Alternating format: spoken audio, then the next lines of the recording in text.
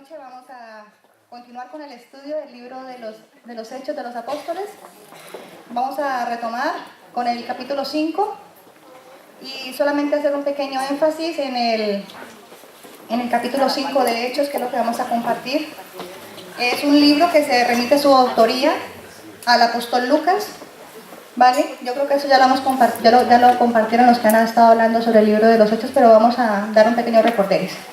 Bueno, pero para esto primero los invito a que nos pongamos de pie, vamos a orar, vamos a poner este momento en las manos de Dios, vamos a pedir al Espíritu Santo que sea Él hablando a nuestros corazones y que de esta enseñanza podamos sacar buenas cosas para aplicar a nuestra vida y como iglesia poder crecer en el nombre del Señor. Amén. Amén. Padre Celestial, gracias te damos por esta noche, Señor, gracias por la oportunidad que nos das de estar aquí reunidos, Señor, para estudiar tu palabra. Dios, te pedimos, Señor, que seas tú en este momento, Señor, hablando a través de mí, que yo sea un instrumento en tus manos, Padre Celestial, y que seas tú hablando a tu iglesia, Señor, de una forma especial, Señor, como siempre lo haces, con amor, con misericordia. Dios, y que podamos tomar cosas buenas de este pasaje bíblico, Señor, que tenemos tanto que aprender, Padre Celestial.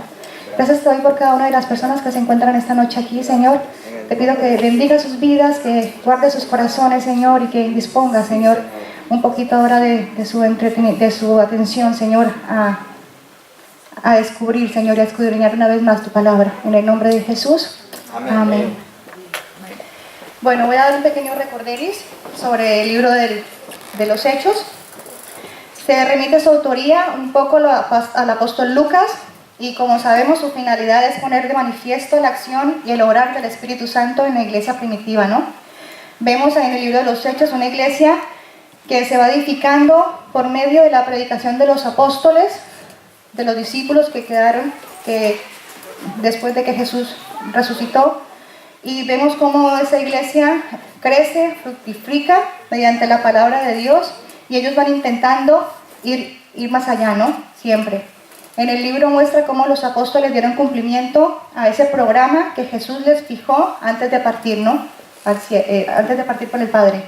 Y hacemos énfasis en ese versículo que dice: recibirán la fuerza del Espíritu Santo que descenderá sobre ustedes, está hablando hoy del día de Pentecostés, y serán mis testigos en Jerusalén, en toda Judea, Samaria y hasta los confines de la tierra. Amén.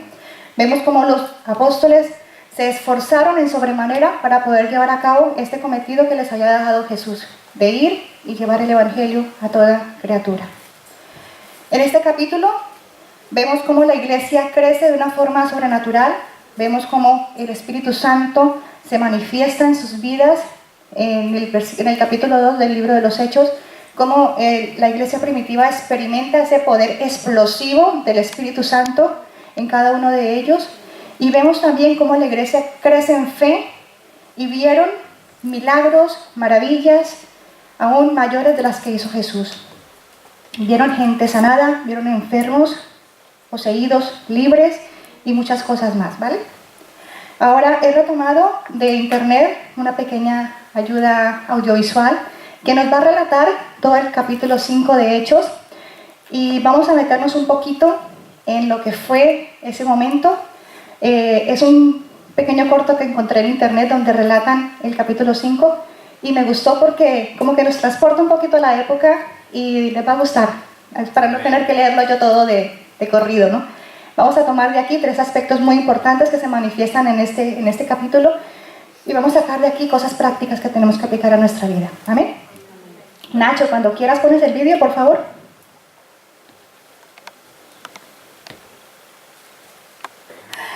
Bueno, ahí está relatado todo el capítulo 5 de Hechos. Está tal cual en la versión internacional, así que yo ya lo he escuchado 50.000 veces y no se salta ni una tilde ni una letra, ¿vale?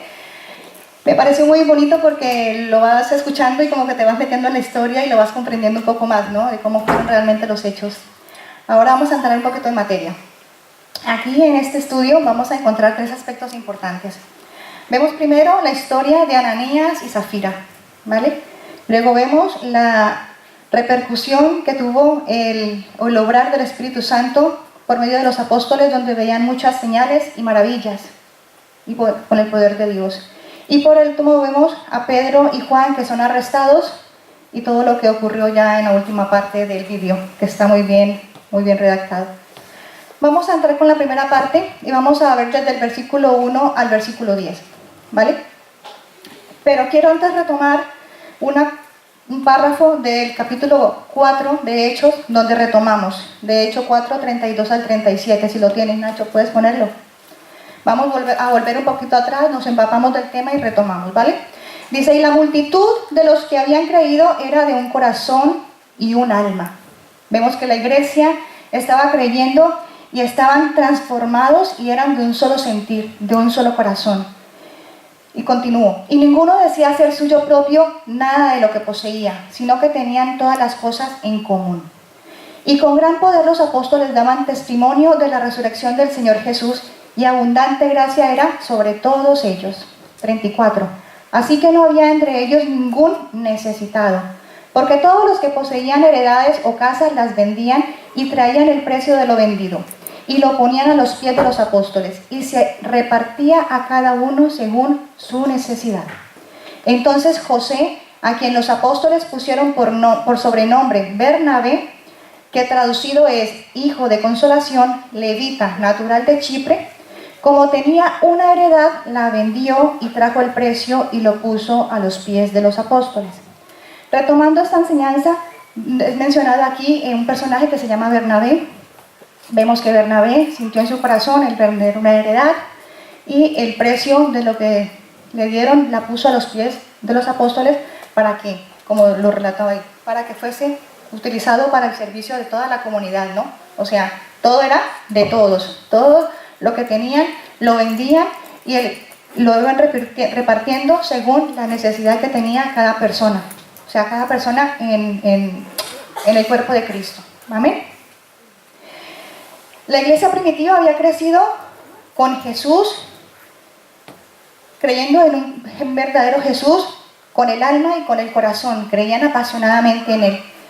Eran personas que daban generosamente, se desprendían de las cosas materiales, daban todo lo que tenían a la causa, para que nadie pasase necesidades. Luego, ya retomo, nos muestra a Bernabé, un personaje que tenía una heredad, la vendió y trajo el dinero y lo puso a los pies de los apóstoles. Ahora sí entramos en Hechos 5. En el versículo 1, del 1 al 10, vemos una historia de dos personajes que se llaman Ananías y Zafira. Yo sé que los del discipulado que están haciendo los martes están viendo este tema. Y tal vez mi enseñanza no les llegue a los tobillos de lo que estaba compartiendo ahora mismo Abraham. Pero bueno, voy a intentar hacer lo mejor posible y si me equivoco, me corrigen, ¿vale? Entonces vemos a dos personajes, Ananías, a Zafira, que hacen lo mismo. Tienen una heredad, la venden y traen la parte del precio que hayan vendido, la traen a los pies de los apóstoles. Pero vemos aquí una historia bastante fuerte. Vemos a un Ananías con una actitud totalmente a la de un Bernabé. Cuando empezó se dice que es Pedro el que está relatando la historia, bueno, que es Lucas el que está relatando la historia de la que escuchamos ahora. Vemos a dos personajes, Bernabé y Ananías, en un paralelo, ¿no? Vemos un paralelo entre lo que es la fidelidad y el pecado. ¿Por qué? Porque vemos a un Ananías que pecó. Vemos a un Ananías y una Zafira que se dejaron llenar su corazón del padre de mentira. Vemos en el versículo 1, si lo puedes poner nuevamente. Dice, pero cierto hombre llamado Ananías con Zafira su mujer vendió una heredad y sustrajo quiere decir que cogió para él del precio, sabiéndolo también su mujer, y trayéndolo solo una parte la puso a los pies de los apóstoles. O sea, vemos ahí una actitud egoísta de parte de Ananías, donde a él no le estaban pidiendo nada absolutamente, y él lo único que hizo fue querer ganar protagonismo y aparentar generosidad ante una iglesia que realmente la sentía, pero que su corazón estaba totalmente sintiendo lo contrario. Aquí vimos el contraste entre Bernabé y Ananías, entre la fidelidad y el pecado. Recuérdense que tanto Caín como Abel trajeron ofrendas al Señor. Así también, tanto Ananías como Bernabé vendieron una propiedad para hacer ofrenda al Señor. Entonces vemos que cuando el Hijo de Dios siembra la buena semilla, el hijo del diablo siembra cizaña. En este texto se registra el primer pecado dentro de la iglesia primitiva. Esa fue la primera falta de pecado que hubo dentro de la iglesia. Aquí vemos a una iglesia bebé, a una iglesia que estaba creciendo después de que Jesús partió, resucitó y fue al cielo, que dejó el Consolador en medio de los apóstoles. Comenzaron a predicar el Evangelio y nos narra cómo la iglesia fue creciendo en multitud. Dice que tanto en hombres como en mujeres. Entonces, vemos aquí el primer acto de pecado registrado en las escrituras de la iglesia primitiva. En Efesios 5:27 nos dice, a fin de presentarla a sí mismo como una iglesia gloriosa, que no tuviese mancha ni arruga ni cosa semejante, sino que fuese santa y sin mancha. Ese era el deseo de Jesús en su corazón, que la iglesia fuese una iglesia sin manchas, sin arrugas, ni cosa semejante, sino que fuese santa y sin mancha. Amén. Entonces aquí vemos en el versículo 2, cuando dice, y sustrajo del precio, sabiéndolo también su mujer, y trayéndolo solo una parte, la puso a los pies de los apóstoles. Ananías y Zafira se pusieron de acuerdo en esto. Ananías y Zafira lo habían planeado, lo habían platicado, tenían un plan y hubo un acuerdo entre ellos de tomar esta decisión. Aquí vemos el papel de la mujer. En la escritura, en Génesis, nos dice que la mujer es la ayuda idónea. Entonces, si como mujeres somos ayuda idónea, tenemos que ser ayuda idónea para bien, no para lo malo. No sabemos la actitud que tuvo en este momento Zafira, ni qué la motivó realmente a tomar esta decisión, pero ella se hizo cómplice de su marido y también ella pagó las consecuencias de esa mala actitud. A veces como mujeres tenemos que ponernos en nuestro sitio como mujeres de la casa también. Y si vemos que los hombres, nuestros esposos, están tomando decisiones erróneas, equivocadas, es nuestra obligación hacerles ver de que están equivocados y no hacernos cómplices de esas situaciones. ¿Vale? Tenemos que ponernos en el papel de mujeres idóneas, en lo bueno, no en lo malo, ¿vale? Así que como mujeres estamos llamadas a hacer luz en nuestro hogar, a hacer luz en medio de la oscuridad y no ser permisivas. Zafira fue permisiva, permitió que su marido tomase esa mala decisión y a causa de eso los dos murieron. Seguimos con el relato. En el versículo 3 vemos la obra de Satanás, el padre de la mentira, sembrando en la vida del hombre. Tengamos cuidado, porque el enemigo solamente viene a sembrarnos mentira en nuestro corazón. Vemos aquí un paralelo entre la mezquindad, la hipocresía, aparentando algo que no se siente realmente en el corazón. La hipocresía es la imitación a la falsedad. Vemos a dos personajes que estaban aparentando algo que no sentían en su corazón. Vemos que la hipocresía es como un billete falso, de dos caras, pero es falso. Esta pareja aparentaba generosidad para compartir la aprobación de todos aquellos que eran generosos dentro de la iglesia, pero en su corazón realmente no eran generosos. Luego vemos cómo el Espíritu Santo revela esta verdad al corazón de Pedro. Vemos cómo el Espíritu Santo saca a la luz el pecado. No hay nada oculto entre el cielo y la tierra, iglesia. Esos pecados secretos que tenemos a veces en nuestras vidas hay que confesarlos y decirle al Padre, Señor, perdóname porque la he embarrado. Señor, he metido la pata hasta arriba, pero tienes que confesarlo. Porque déjame decirte que no hay nada oculto entre el cielo y la tierra y todo lo que está oculto sale a la luz. Amén. Amén. Luego vemos la verdad que fue revelada a Pedro y puso frente a esta situación diciendo en el versículo 3, dice, ¿por qué llenó Satanás tu corazón para que mintieses al Espíritu Santo y sustrajeses del precio de la heredad? Allí lo está confrontando Pedro a Ananías. Ananías no pecó por vender su propiedad, ni quedarse con una parte del dinero. Pecó porque mintió en su corazón, mintió a la iglesia, le mintió al Espíritu Santo, diciendo que lo que dio era todo el precio de la heredad, cuando realmente había sido solo una parte la que había dado. En Santiago 1:14 nos dice Santiago que cada uno es tentado cuando es llevado y seducido por su propia pasión, por su propia concupiscencia. ¿Esto qué significa? Que Satanás conoce tus lados débiles, Satanás conoce tus flaquezas, Satanás conoce tu pecado y sabe tú por dónde vas a caer. Y siempre te va a poner zancadilla, siempre te va a poner la tentación para que tú caigas. Siempre, esa es la especialidad de él. Acordémonos que el enemigo solamente ha venido para matar, para robar y para destruir. ¿A quién? A ti, a mí. Así que, como decimos en Colombia, no hay que dar papaya. Tenemos que estar vigilantes, tenemos que ser cuidadosos con esto. El enemigo conoce todas nuestras debilidades y ahí es donde él nos va a atacar. Y esta era la debilidad de Zafira y de Ananías, y por ahí entró y ahí los hizo caer. Ahora bien, nosotros como cristianos somos templo del Espíritu Santo. El Espíritu Santo mora en nosotros. Y en este tiempo la iglesia estaba, en el antiguo tiempo, la iglesia estaba experimentando ese poder explosivo del Espíritu Santo. Ellos habían, 2 capítulos anteriores habían sido llenos del poder del Espíritu Santo, de una forma sobrenatural, cuando cayó el día de Pentecostés sobre ellos.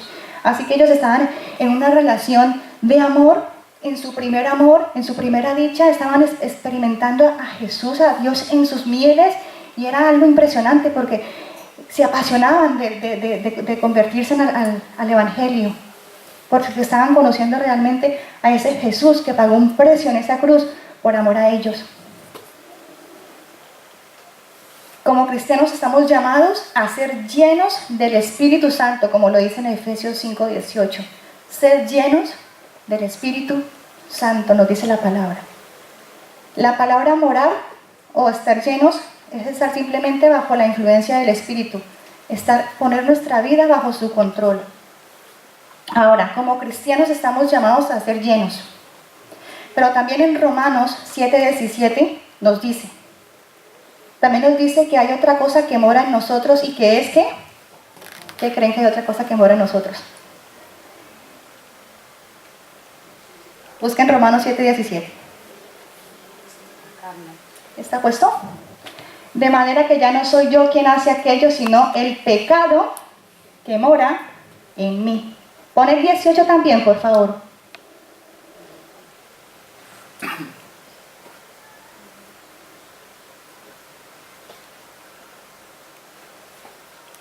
De manera que ya no soy yo quien hace aquello, sino el pecado que mora en mí. Y yo sé que en mí, esto es, en mi carne, no mora el bien, porque el querer el bien está en mí, pero no el hacerlo. Como humanos, esto es lo que hay.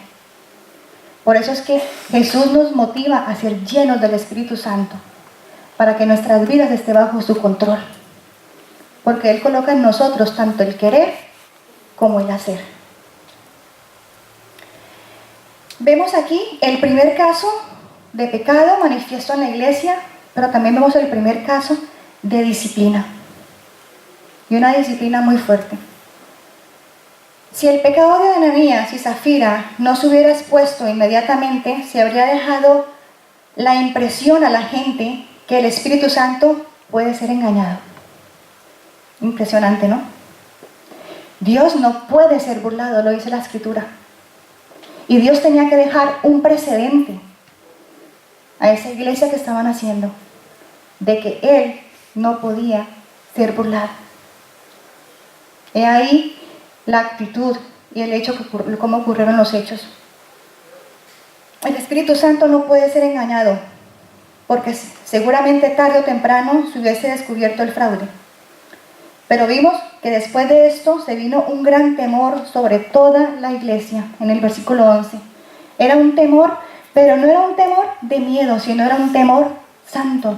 Era un temor de santidad, donde la gente cayó en cuenta de que tenía que consagrar su vida realmente a Dios en santidad. Y la gente lo entendió, de que Dios y el pecado no son compatibles. Y a veces nosotros como cristianos no lo entendemos. Dios y el pecado no son compatibles. Donde hay pecado no puede morar la presencia de Dios. Así que si en nuestras vidas hay pecados ocultos, si en nuestras vidas hay pecado, déjame decirte que Dios no va a morar hasta que tú no lo confieses. Esta es la primera parte de la historia de Hechos capítulo 5. Vemos aquí cómo el pecado secreto de Ananías y Zafira y su debido castigo tenía que ser para que quedase un ejemplo para esa iglesia joven de que Dios no puede ser burlado. Ahora, en la segunda parte se titula Muchas señales y maravillas. Está del versículo 12 al versículo 16. Y en el versículo 14, si lo puedes colocar, Nacho, enseña cómo la iglesia primitiva crecía tanto en hombres como en mujeres. Los apóstoles estaban haciendo un excelente trabajo de evangelismo, pero excelente. Dice que se convertían tanto hombres como mujeres y se añadían cada vez más y más personas a la iglesia. Dice, de lo demás, ninguno se atrevía a juntarse con ellos, mas el pueblo los alababa grandemente. Y los que creían en el Señor aumentaban más en gran número, así como hombres como de mujeres. También vemos cómo el ser lleno del Espíritu Santo empezaron a desarrollar dones, empezaron a desarrollar talentos, empezaron a desarrollar los dones de santidad, dones de hacer milagros, dones de echar fuera demonios. El don de la fe se desarrolló bastante en este momento, en este tiempo, y son dones que todavía están vigentes para nuestra época. Vemos cómo los apóstoles los perseguía la multitud. Los perseguía la multitud porque creían en ese Jesús de milagros, en ese Jesús que ellos habían conocido. Y creían que Jesús era capaz de sanarlos, que Jesús era capaz de echar fuera demonios, que Jesús era capaz de hacer cosas imposibles. También vemos cómo aumentaban en fe, creyendo de corazón que los enfermos sanarían. La gente tenía mucha confianza en los apóstoles y les interesaba el contacto con ellos, los buscaban las multitudes y traían a ellos enfermos, paralíticos, cojos, enfermos, poseídos, endemoniados, perdón. Y solamente creían que con que Pedro tocara a sus enfermos, o a lo menos su sombra cayese sobre alguno de ellos, ellos serían sanados, ¿vale? A ver, cuando habla de la sombra de Pedro, no nos equivoquemos de que era la sombra de Pedro la que sanaba. No, era el poder de Dios que había en Pedro, el que sanaba. Y era la fe de esa gente que estaba allí, el canal para ellos recibir esa sanidad. ¿Amén? Vemos muchos ejemplos en la Biblia de personas que fueron sanadas al tocar el manto de Jesús. La mujer que llevaba el flujo muchos años, ella tocó el manto de Jesús y ya dice el relato que ella fue sanada, pero no fue el manto de Jesús la que la sanó, fue el poder de Dios el que hizo el milagro. Amén. Ahora, en cuanto a la sombra de Pedro, bueno, eso ya lo he repetido, compárese Mateo 9:20 con la mujer de flujo. Vale. Ahora, si la ropa de Jesús y de Pablo o la sombra de Pedro sanaba, fue por voluntad de Dios y no por haber virtud en esas cosas materiales. No nos equivoquemos, ¿vale? Porque aún los apóstoles mismos eran simplemente instrumentos en las manos de Dios para sanar. Yo ahora mismo soy un instrumento en las manos de Dios para compartir este mensaje. Y le pido al Señor que así sea, que sea Él que hable a vuestros corazones. De la misma forma ocurrió en ese entonces y ocurre en la iglesia. O sea, somos instrumentos en las manos de Dios para que Él obre como mejor le plazca. Así que tenemos que estar dispuestos a dejarnos usar por Dios. Tenemos que estar dispuestos a permitir de que Dios actúe en mi vida de una forma donde yo pueda ser de bendición para la iglesia. Estamos llamados a ellos, a servir. Y vemos cómo esta iglesia servían, se arropaban unos a otros, nadie pasaba necesidad, eran cómplices, pero cómplices de lo bueno. O sea, cómplices donde se guardaban unos a otros. Y así es como tiene que ser la iglesia. La iglesia tiene que ser ese lugar donde las personas que llegan se sientan amadas, se sientan abrazadas por el amor de Dios, se sientan aceptadas por Dios y por nosotros también como cristianos. Amén. Ahora, vemos una tercera parte y vemos que Pedro y Juan son arrestados a partir del versículo 17 al 42. Aquí nos hablan de un grupo religioso que son los saduceos. Los saduceos se llenaron de celos y echaron mano de los apóstoles metiéndolos en la cárcel, ¿no? Vimos en la historia cómo los metieron en la cárcel. Los saduceos, recuerda que estos rechazaban la resurrección y se pusieron furiosos porque era el mensaje que estaban compartiendo los discípulos en ese momento. La resurrección de Jesús, lo habían acabado de vivir en capítulos atrás. Estaba en auge, entonces era lo que ellos compartían, a ese Cristo resucitado. Claro, entonces los saduceos pues se enfadaron porque ellos no creían en la resurrección y echaron mano de ellos y los metieron en la cárcel. El tema principal de los apóstoles era la resurrección de Jesucristo y por esta causa los saduceos estaban enfurecidos contra ellos. Del versículo 19 al 20, estando ellos en la cárcel, vemos en la historia que Dios envía a un ángel a sacarlos. Va a la medianoche, los saca y les da la orden de que continúen en el templo predicando y llevando las buenas nuevas. ¿Qué pasa luego? Cuando al día siguiente los mandan a llamar, va el carcelero y dice, pero si no hay nadie en la cárcel, los que custodian la cárcel están en la puerta, no se han ido. Y dentro de la cárcel no hay nadie, la cárcel está vacía. Eso mismo pasó con Jesús cuando corrieron la piedra y la tumba estaba vacía. Vemos cómo Dios obra a favor nuestro. Vemos cómo Dios obró a favor de sus discípulos, de sus apóstoles en ese momento. Y ese ángel al sacarlos y ellos volvieron al templo a predicar las buenas nuevas de Jesús sin ningún temor y sabiendo plenamente que Dios obraba a su favor. Ahora vemos nuevamente a los saduceos más furiosos todavía porque habían salido de la cárcel.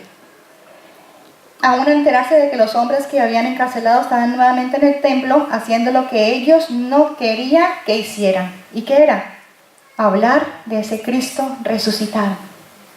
Se lo habían prohibido a los apóstoles. No se atrevían ni a mencionar el nombre de Jesús. Decían, te hemos prohibido que hables de ese hombre. Te hemos prohibido que hables en ese nombre. Porque no se atrevían ni a pronunciar el nombre de Jesús. No creían en él. Luego, a lo que Pedro contestó, lo vemos en el versículo 29, que dice que es necesario obedecer a Dios antes que a los hombres. Qué gran lección. Ese mismo Pedro les hizo frente a los saduceos y a los fariseos. Ese Pedro que cuando Jesús fue arrestado lo negó 3 veces porque sintió temor y miedo en su corazón. Vemos cómo Dios obró en la vida de Pedro y lo restauró y le dio un lugar dentro de su iglesia.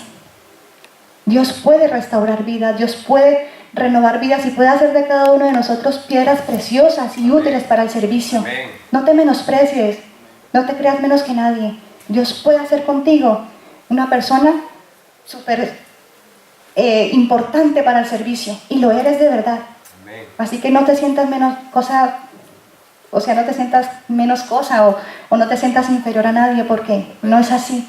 Esa es la mentira que el diablo quiere susurrarte al oído, que no vales para nada, que no sirves para nada, que dentro de la iglesia no hay lugar para ti, que tú no puedes trabajar en la escuela dominical, que tú no puedes hacer aquello con los niños, que tú no puedes trabajar con las mujeres. Mentiras, tú estás lleno de talentos, estás llena de cualidades, estás llena de actitudes y de cosas que Dios ha puesto en tu corazón para el servicio. Descúbrelas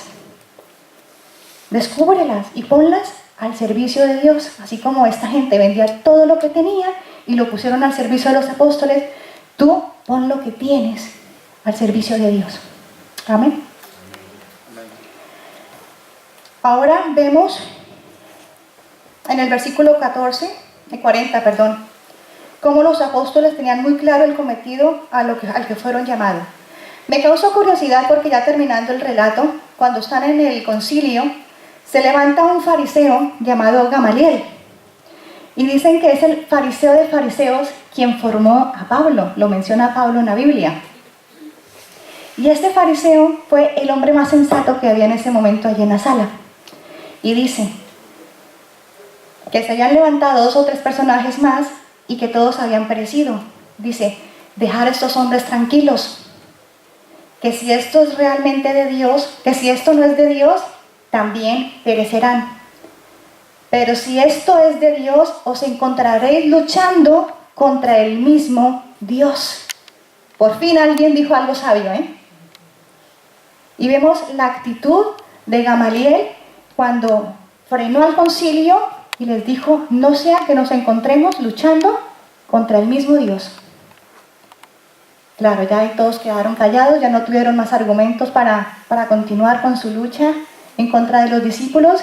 Y luego continúa el relato diciendo que los azotaron, les prohibieron seguir predicando el evangelio, los intimidaron y luego los soltaron. Y ellos salieron los más felices de ese lugar, continuando y predicando las buenas nuevas de Jesús, continuando y predicando ese plan de salvación que Dios tiene para cada uno de nosotros.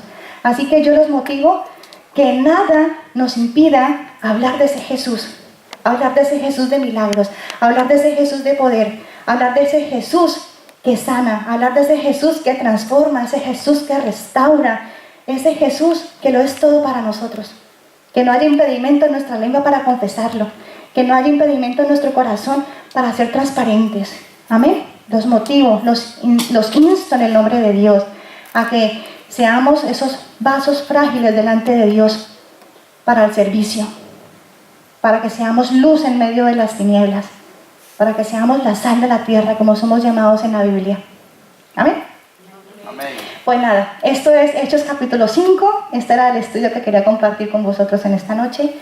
Y me gustaría terminar con una oración, ¿vale? Os invito a que nos pongamos de pie y que pidamos a Dios que seamos llenos de ese Espíritu Santo como lo fue llena esa iglesia primitiva, que podamos experimentar en nuestras carnes ese poder restaurador, ese poder sanador de Dios en nosotros y que quite de nuestra vida todo temor. Los apóstoles no sentían temor de ir a predicar el evangelio, eran fuertes, eran valientes, eran esforzados. Vivimos en España, es un país donde hemos sido traídos, la mayoría somos extranjeros, hemos sido traídos a este lugar para predicar las buenas nuevas. ¿Lo crees? ¿Qué nos está frenando? ¿Qué nos está impidiendo hacer ese trabajo? Pedro, Juan, Bernabé lo tenían muy claro, de que tenían que ir hasta los confines de la tierra para llevar las buenas nuevas.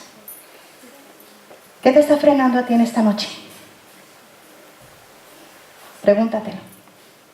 Vamos a orar. Padre Celestial, Señor, gracias te damos por esta noche. Gracias te damos, Dios, porque tú eres grande en misericordia, Señor, y porque aún en nuestra debilidad, Dios, tú permaneces fiel.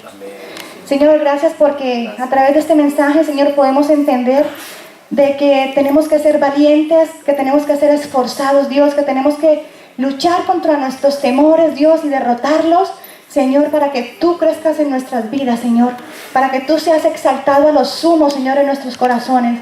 Dios, quita de nuestra vida todo impedimento, Señor, que nos impida hablar de ese plan de salvación, que nos impida hablar de ti, Señor, a esa humanidad que tanto te necesita. Dios, que podamos ser como ese Pablo, como ese Bernabé, como ese Juan, como esos discípulos que expusieron su vida, Señor, por amor a esa obra, Señor.